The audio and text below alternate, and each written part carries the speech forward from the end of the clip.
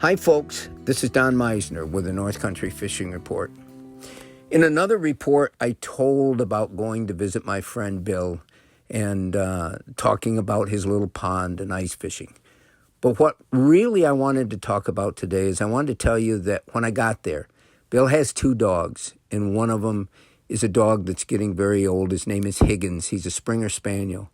And I was moved because Bill said, well, Higgins is dying. He's got heart disease.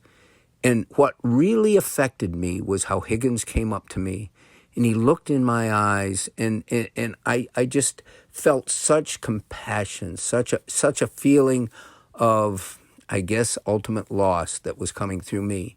And it made me think of what dogs do for us. And you may think, okay, what does this have to do with fishing? Well, I'm going to get to that. But I think about all the people that I see as I run along my trail every day trying to stay fit so I can go fishing and talk to you about it.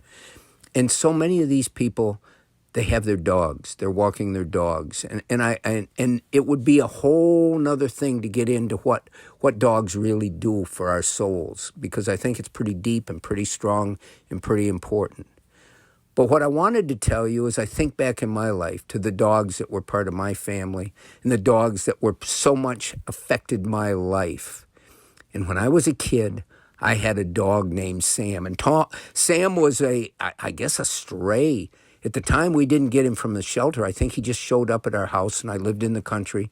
And Sam was a great big black dog, part lab and part, I believe he was part setter, or maybe part short-haired pointer. I'm not sure, but he was all black, and he was bigger than any one of these breeds.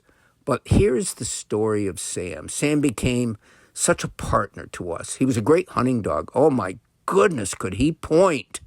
But what Sam really loved was to go fishing.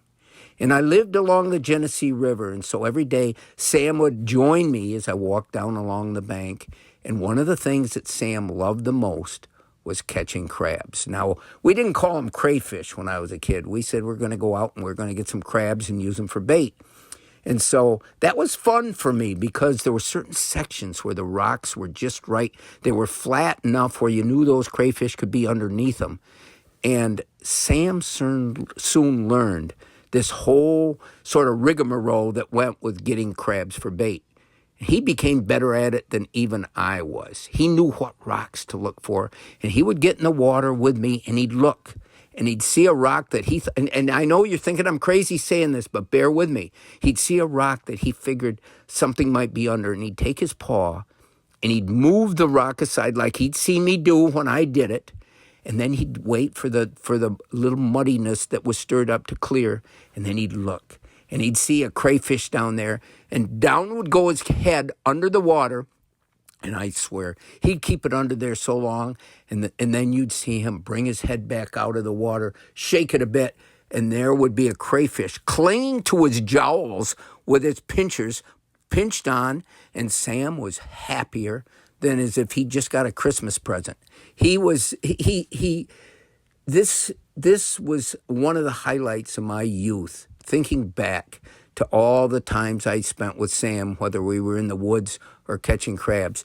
He never picked up a fishing rod and caught fish, but I'll tell you what, he was one crab-catching dog. Until next time, folks, this is Don Meisner with the North Country Fishing Report.